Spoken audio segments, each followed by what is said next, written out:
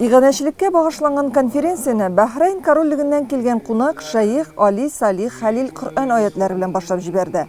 Чарада төрле төбәкләрдән, Татарстаннан, Ульян, Самара, Пенза, Мәскәү өлкәләреннән җыелган милләттәшләребез, дин әһелләре, җәмәгать эшлеклеләре катнаша. Чит илләрдән дә кунаклар бар. Күбесе Ульян өлкәсе Иске Кулатка районының элеккеге башлыгы, эшмәкәр меценат Эдуард Ганиевны яхшы белә. Башкарган эшләрен үз күзләре белән күргән кешеләр. Ул ислам динебезне кайтару өчен жан атып йөргән шәхесләрнең берсе иде. Әнвәр Ганиев узган елның 8 февралендә 67 яшендә вафат булды.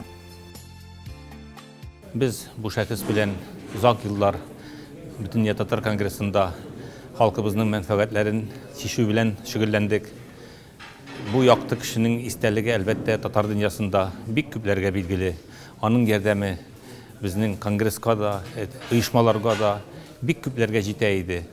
Ул үзенең булдыклылыгы белән, үзенең милләтне ярату хисе белән бөтенебезне шундый хәлдә тотты.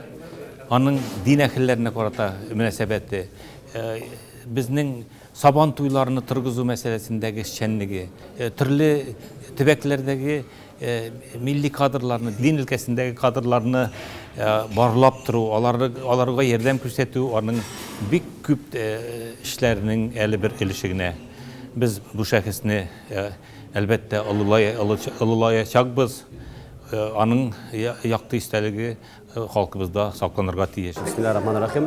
Менә Эдуард Әнвәровичне искә алу, аның мирасын тагында зурайту, аның белән менә бу көндәге эшләгән эшләрен үрнәк иттереп үзебезнең халыкларыбызга, яшьләребезгә җиткезү. Чөнки бу көндә без татар халкы, мөселман халкы үзебезнең борынгыдан калган йолаларыбыз белән менә бу хәйрия эшләрен тагында арттырып, ярдәм итү, мәдрәсәләр, мәчетләр салу, китаплар чыгару эше белән бу көндә дә безгә шушы мирасны, үрнәкне өйрәнү өчен без бүген менә килдек Саратов шәһәренә. Монда бик күп үзебезнең татар, мөселман кардәшләребезне, зияларыбызны күрдек. Алар белән аралашып, фикерләшеп, минемчә бу форумда без зур файда алып, үзебезнең төбәкләргә кайтып, шушы эшләрне, шушы фикерләрне тормышка ашырыбыз дип ышанып калабыз. Biz Эдуард Әнвәрович белән 2004 елның көзендә таныштык. Мин ул вакытларны төбәгебезнең мәшһүр адәме Хабибулла Ишан Хансияровның 2005 елны тууына 200 ел тулу уңайы белән ничек булса да шул чараны бераз уздырасы иде дигән ният белән йөргән вакытта миңа аңа мөрәҗәгатьләргә иттеләр. Әлбәттә, ул вакытта ул район хөкүмәте башлыгы да, депутат та түгел иде, Саратовта бер директор завод иде. Ләкин районы өчен, туган ягы төбәге өчен зур хезмәтләр алып барган. Район сабан туйда ул вакыттагы финанс юк заманасында үзенең авылында уздырып, район масштабындагы сабан туйдардан да зуррак уздырган бер кеше буларак, без аның белән күрештек. Беренче күрешүдә үк аның кем икәнлеген, минем кем икәнлегемне ул аңлады. Мен ойламагандайым, шундай бер костюмнан, галстуктан йөргән бер шәхес, теге калыбы белән дә олы кеше бит инде ул, сүзе белән дә, утырган машинасы, тирә-ягындагы секьюритиләре белән бер зур җитди, бәлки премьер-министрлары белән әллә кайларга делегациялар составында киткән бер шәхес, шундай бер мәсьәлә буенча утырып сөйләшер микән дигән уй акылыма да килмәде. Ләкин менә шунда инде Эдуард Әнвәровичнең теге дин әһелләренә хөрмәт иткәнеге беленде. Ул үткән дин әһелләрен дә хөрмәт итә. Халыкара конференция Эдуард Ганиев истәлегенә багышланды. Һәм биредә чыгыш ясаучылар аның хәйриячелек хезмәтен үрнәк итеп күрсәтте. Эдуард Ганиев татар халкына гына түгел, башка милләт кешеләренә дә чын күңеленнән ярдәм итә. Саратов һәм Вольск митрополиты Лонгинда меценатның хезмәтләрен югары бәяләде. Когда я приехал в Саратов летом 2003 года, Без аның белән 2003 елда таныштык. Эдуард Ганиев ике дин, ике милләт кешеләренең дус булып яшәвен теләде. Иске Кулатка авылында мәчет салдыргач, күрше Чуваш Кулаткасында да гыйбадәт йорты юклыгын күреп, чиркәү төзетте, диде митрополит. Эдуард Ганиевны Саратов өлкәсе хакимияте рәисе, вице-губернатор Александр Стерлюхин да хөрмәт белән искә алды. Конфессия-ара мөнәсәбәтләрне ныгытуда ярдәм итүче меценатлар арасында аны башлап йөрүчеләрнең берсе дип ассызыклады. Халыкта алтын багана дигән шундый төшенчә бар бит. Асыл ирләр турында шундый сүз әйтәләр. Ул менә татар халкының, милләтебезнең алтын баганасы булырдай кеше. Аның булмасын Саратовта менә инде бөтен заводлар ябылганда бер заводны ничек иттереп югарылыкка күтәреп эшләтүе, анда мәчетләргә генә түгел, сиркәүләргә дә, мөселманнарга гына түгел, христианнарга да ярдәм итүе. Һәм безнең кайбер кешеләребез Сабикәш туган ягыны оныта. Аның Кулатка җирендәге хезмәтләре, ул гомер буе шул Кулатка өчен дип яшәде. Анда нинди сабан туйлары оештырды, нинди бәйрәмнәр оештырды, бөтен мәчет, күпме мәчетләр төзетеп, бөтен мәчетләрнең имамнарының хезмәт хакын тотып торды. Ул Татарстанның дин әһелләренә дә бик күп ярдәм итте. Менә бездә була торган мөселман балалар сабан туена да булдырылганда үзе киләдер, ярдәмен җибәрәдер. Менә бөтен безнең чараларны белеп, кызыксынып, менә ярдәм итеп торды. Шуның хәтле киң күңелле кеше, урыны җмахта булсын. Ул безнең бик якын кешебез иде, бик хөрмәтле кешебез иде. Безне аның белән Татар конгрессы таныштырды. Мин бит инде 1993 елны хажга бардым да, шуннан кайткачтан күрәм, татарда китап юк. Бер нинди китап юк, календар да юк, Коръән да юк, башкасы да юк, Гыйбадәт исламия да юк, Һәфтияк да юк. Шуннан соң китаплар чыгара башладык. Китаплар чыгара башладык һәм без моны Татар конгрессы үткәргән җыелышларның һәр берсендә милли мәдәни үзәктә дә, конгресс бинасында да итеп, зур өстәлләрдә тезеп куядырык. Һәм шушында ниндидер бер кызыклы гына кеше, үзе сөйкемле, үзе юан, үзе матур йөгереп килде дә, миңа менә бусы, менә бусын эшне куегыз, бусын бишне куегыз, менә календарны 5 пачка куегыз, ул безгә җитми, минем бит 2 район диде, 2 өлкә диде. Без инде бу нинди кеше дип сәерсенеп калдык инде. Һәм biz ona 3 пачка булсын диде, 3 бәйләм булсын диде, зур ящикларында биреп калдырды. Беренче мәртәбә ящикларны бирде. Һәм шушыннан соң инде без аны шамаладык.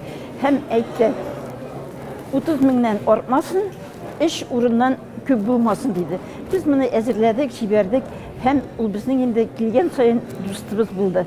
Һәм Эдуард Энверович менә бу Саратов өлкәсенә, Кулатка районына, Кулатка авылларына безнең календарны иң күп ташыган кеше булды. Алланың рәхмәте булсын. Менә ул вакытта без календарны хәтта 140 мең тираж белән чыгардык. Халык ул күплеге белән билгеләнми.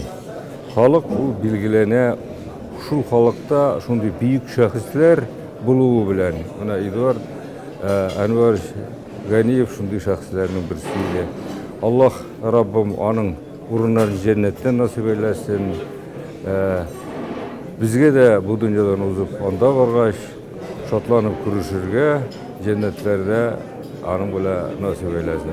Эдуард Хаджи Ганиевның милләткә тигән файдасы әлбәттә тиңсез зур.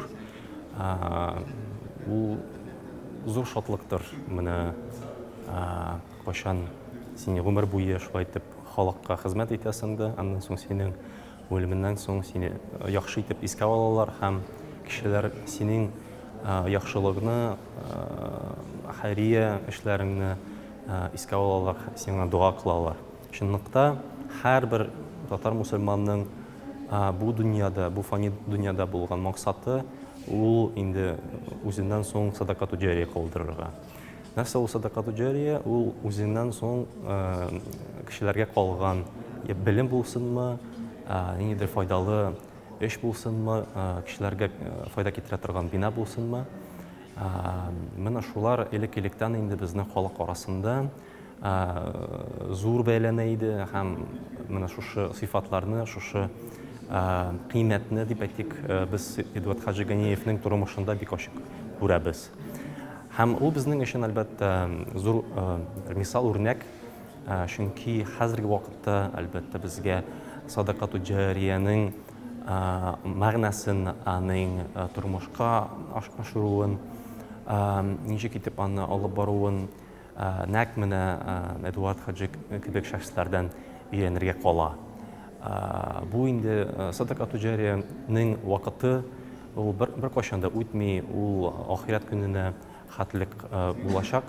Нинди генә кешеләр бу дөньяда булмаса да, безнең барыбызның да төп максатыбыз безнең бакылык өчен шундый акцияларны җыярга. Без үлгәннән соң безнең өчен дугачылык алсын, безнең өчен бу дөньяда ниндидер шундый файдалы эшләр булса иде. Конференцияда катнашучылар татар тарихында үз изен калдырган бер туган Апанаевлар, Акшуриннар, Юнысовларны да искә алды. Чарада беренче Ганиев укулары буенча җыентык та әзерләнгән иде. Аның белән дә таныштылар. Без үзебезнең үткән булган тәҗрибәне өйрәнергә тиешбез. Аны өйрәнергә генә түгел, яшь буынга бигрәк тә менә хәзерге заманның байларына җиткәргә кирәк, ничек безнең бабалар яшәгән. Чөнки без барыбыз да беләбез, тарихта калган фақат тик ак байларның гына исеме. Ак байлар кем алар?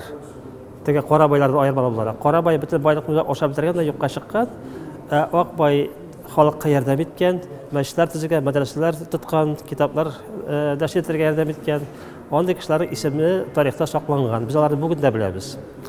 Менә шуңа күрә Эдуард Анварович үзе дә шушы үрнәк, шушы яхшы ак байның үрнәге. Һәм конференция вакытында ул тәҗрибәне без күбрәк сөйләсәк, ул билгеле барыбызга да яхшы булыр дип уйлыйм мин. Форумга килдем, чөнки миңа караганда аның кебек кешеләр монда җыелырга тиеш иделәр. Аны хөрмәтләгән кешеләр.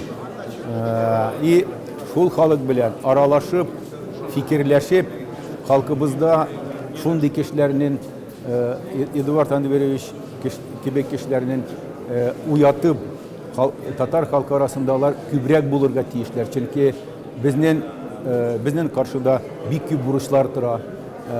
Динне күтәрергә, халкыбызның мәдәниятен, телне күтәрер өчен бик шундый күп кешеләр монда фикерләшеп, очрашып, Алла бирсә, андый кешеләр күп кенә булырга тиеш иделәр.